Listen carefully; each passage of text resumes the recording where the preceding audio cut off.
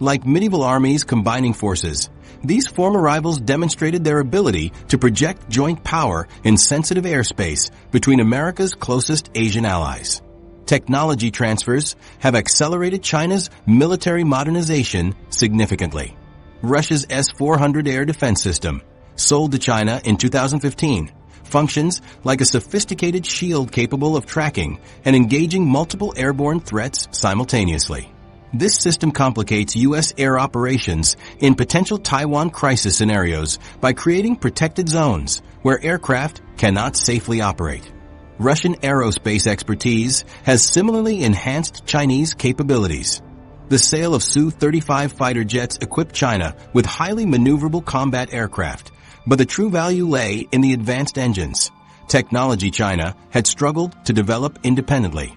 These engines serve as the heart of modern fighter aircraft, determining performance in ways that pilot skills alone cannot overcome.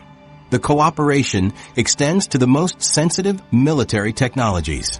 In 2019, Russia began helping China create a missile warning system, technology traditionally shared only with the closest allies. This system functions as an early alarm that provides precious minutes to respond to incoming threats, fundamentally altering nuclear deterrence calculations. Their partnership continues into space, integrating satellite navigation systems to reduce dependence on U.S. GPS, critical for both civilian infrastructure and military operations. By 2021, they announced plans for a joint lunar research station, extending their challenge to American leadership beyond Earth itself. What makes this relationship particularly significant is how it addresses each country's vulnerabilities. China gains expertise in aircraft engines and submarine propulsion, areas where its technology has lagged. Russia receives vital investment for its defense industry and access to Chinese advancements in drone and cyber capabilities. The coordination has expanded to joint defense planning, with synchronized military doctrines and secure communication channels between their forces. During the 2022 Winter Olympics in Beijing, Presidents Xi and Putin jointly opposed further enlargement of NATO and criticized America's Indo-Pacific strategy, reflecting their shared strategic concerns. This military alignment challenges Western defense planners significantly. U.S. forces must now prepare for scenarios where Chinese operations receive Russian support across multiple domains. The Joint Sea 2023 naval exercise demonstrated this evolving partnership as Russian and Chinese warships conducted joint patrols with Iranian naval forces in the Gulf of Oman. Despite the deepening relationship, limitations remain. Both militaries restrict access to their most sensitive capabilities, with Russians concerned about Chinese reverse engineering and Chinese planners cautious about dependency on Russian support. Cultural differences and language barriers complicate operations, and neither has established permanent bases on the other's territory. Yet the trajectory is clear. What began as tentative arms sales has evolved into a comprehensive military partnership spanning multiple domains. While not a formal alliance with mutual defense obligations, this relationship enables both powers to challenge Western military advantages simultaneously, forcing the United States and its allies to divide attention between European and Indo-Pacific theaters, like a chess player forced to defend against threats on opposite sides of the board. Reshaping global governance, the institutional challenge. Beyond the battlefield, Russia and China have set their sights on an even more ambitious target: the very institutions that have governed international relations since 1945. Their joint effort is creating an entirely new framework of global governance, a parallel institutional architecture designed to circumvent Western influence. The post-World War II international order was built largely by Western powers. The Bretton Woods Conference established the International Monetary Fund and World Bank with voting rights proportional to capital contributions, ensuring American and European dominance. The United Nations, while universal in membership, structured its Security Council to give 5 powers, including Russia and China, veto authority. But the wider UN ecosystem has typically reflected Western priorities. Institutions like the World Trade Organization, G7, and OECD similarly embodied Western approaches to economic governance, democracy, and development. Despite representing major economic powers, Russia and China remain underrepresented in these institutions' leadership. At the IMF, China holds only 6.08% of voting rights despite being the world's second-largest economy, while Russia commands just 2.59%. Together, they control less voting power than the United States alone at 16.5%. This institutional imbalance has motivated Moscow and Beijing to reshape global governance from outside. Their strategy has evolved into a comprehensive architecture of alternative institutions. The Shanghai Cooperation Organization has expanded far beyond its original border security mandate to become a multidimensional organization encompassing nearly half the world's population. Following Iran's full membership in 2023, the SCO now includes 9 member states spanning from Eastern Europe to South Asia. India's participation creates a forum where 3 nuclear powers can coordinate policies outside Western oversight. The SCO's Interbank Consortium finances major development projects across Central Asia, with capital commitments exceeding $20 billion. Through expanding both its membership and functional scope, the SCO has evolved from a regional forum into a comprehensive security framework that rivals NATO's role in Europe, but without Western participation. The transformation of BRICS represents another significant institutionalization effort. The 2023 BRICS summit marked a watershed moment when 6 new countries received invitations to join: Argentina, Egypt, Ethiopia, Iran, Saudi Arabia, and the United Arab Emirates. The expanded BRICS Plus would represent approximately 45% of the global population and 37% of global GDP, creating an economic counterweight to the G7. BRICS institutional development includes the New Development Bank, which has approved over $30 billion in infrastructure projects since 2015. Unlike Western-led banks, the NDB imposes no governance requirements on borrowers. The bank has begun issuing bonds denominated in local currencies rather than dollars, advancing de-dollarization while expanding capital access for developing nations. The BRICS Contingent Reserve Arrangement, with $100 billion in committed capital, parallels the IMF's function as a lender of last resort, but without requiring the controversial structural adjustment programs that became contentious during past financial crises. Within existing multilateral institutions, Russia and China have refined their coordination. At the UN Security Council, they have exercised their veto power in tandem more frequently since 2011, blocking Western-sponsored resolutions on Syria, Venezuela, and Myanmar. This coordination extends beyond blocking actions to setting the agenda, jointly sponsoring resolutions that emphasize state sovereignty over liberal interventionism. The Asian Infrastructure Investment Bank represents perhaps their most successful institutional initiative. Launched in 2016, the AIIB now boasts 105 approved members worldwide with $100 billion in authorized capital. Despite American pressure, traditional U.S. allies, including the United Kingdom, Germany, and France, joined as founding members, marking the first time major Western powers joined a China-led multilateral institution against explicit American opposition. These parallel institutions attract developing nations in Africa, Asia, and Latin America, countries that represent the majority of the world's population but have historically lacked proportional influence in Western-dominated institutions. The appeal extends beyond the developing world, with European powers joining the AIIB and several EU members embracing Chinese and Russian institutional initiatives while maintaining their formal Western alignments. What we're witnessing resembles an upgrade in global governance.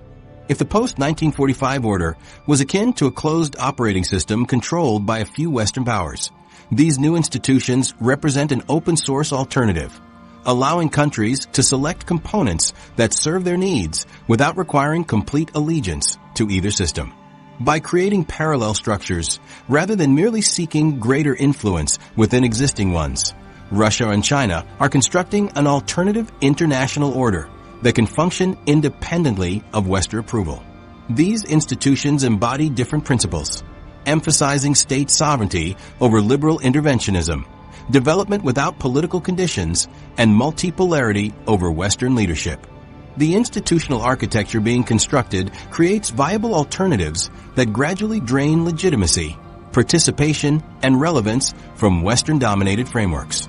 It's a strategy of creating institutional redundancy across every domain of global governance, security, finance, development, and trade. As these parallel institutions continue developing, will countries increasingly choose which system better serves their interests? The middle powers, caught between giants. As these competing global architectures take shape, what happens to the nations caught in the middle? From Vietnam to Kazakhstan, from Turkey to Saudi Arabia, countries representing billions of people now navigate a treacherous diplomatic landscape where neutrality becomes increasingly untenable, yet alignment with either side carries significant risks. These nations, often called middle powers, exist in a precarious position, like tightrope walkers balancing between competing forces. They lack the military or economic might to dictate terms on the world stage, but possess enough agency to pursue independent strategies rather than simply following larger powers. For these middle powers, the intensifying competition between the Western Bloc and the Russia-China partnership creates a fundamental challenge: how to maintain sovereignty and extract benefits while avoiding being crushed between competing giants. The sophisticated hedging strategies employed by middle powers include several common elements.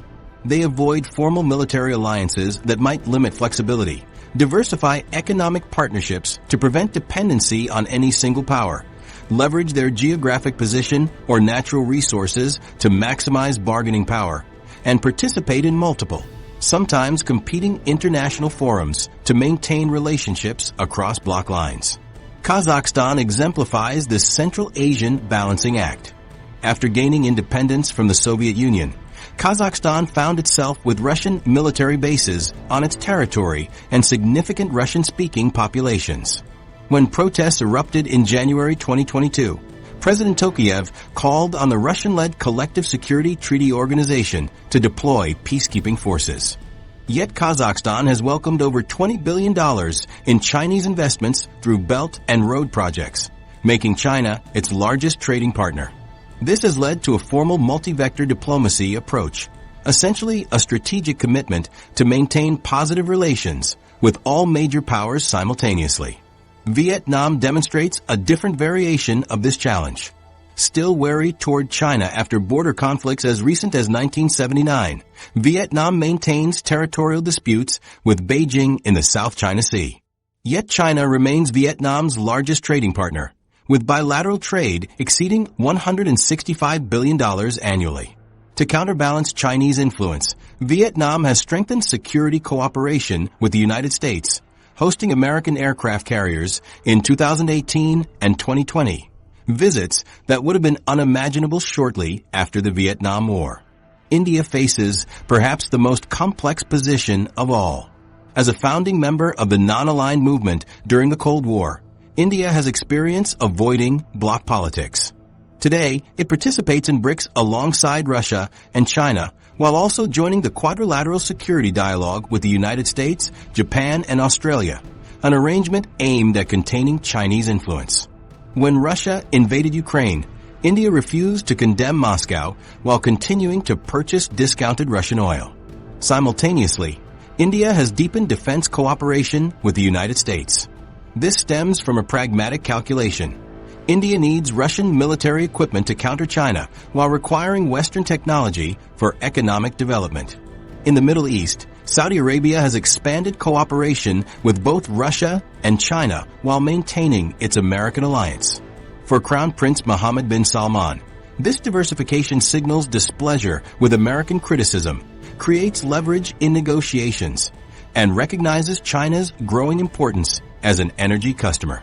Yet Saudi Arabia continues hosting American military bases, understanding that only the United States can provide certain security guarantees against regional threats. Turkey's position within NATO while purchasing Russian S-400 missile systems further illustrates these complex calculations.